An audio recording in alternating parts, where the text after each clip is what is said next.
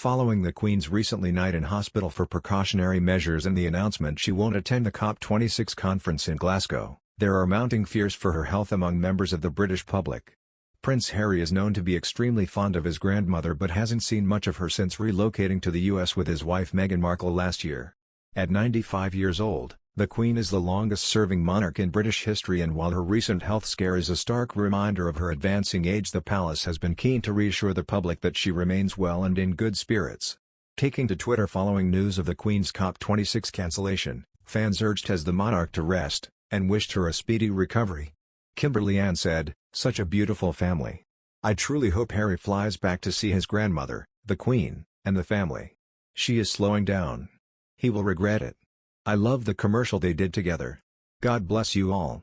Social media users who feared the worst for the Queen were quickly rubbished by fans arguing she is resilient as ever and simply needs to rest. Twitter user Paul Leonard said, "On social media there's talk the Queen is at death's door. At 95, Her Majesty looks superb and puts to shame a lot of people who are a lot younger."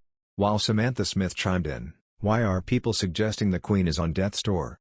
Last week, she attended Welsh Parliament, was at Westminster Abbey, held a reception at Windsor Castle and met with New Zealand's Governor-General. She's 95, of course, she needs a few days rest.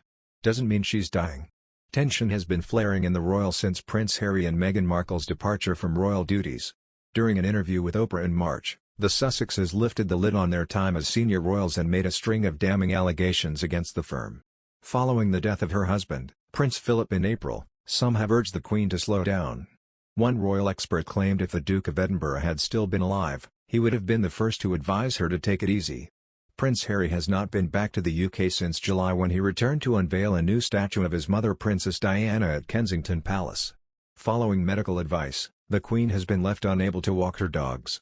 It's thought the 95-year-old monarch currently has 3 dogs, 10-year-old Dorgie, Candy, a Dachshund-Corgi mix, and 2 Corgi puppies she was gifted earlier on in the year. The Queen enjoys walking her 4-legged friends on a daily basis, but has recently been told to rest in light of her hospital admission last week. Apparently walking the dogs around Frogmore on her Windsor estate is one of the highlights of her day. While Her Majesty was admitted to hospital on 20th of October, Buckingham Palace didn't announce the news until the following day.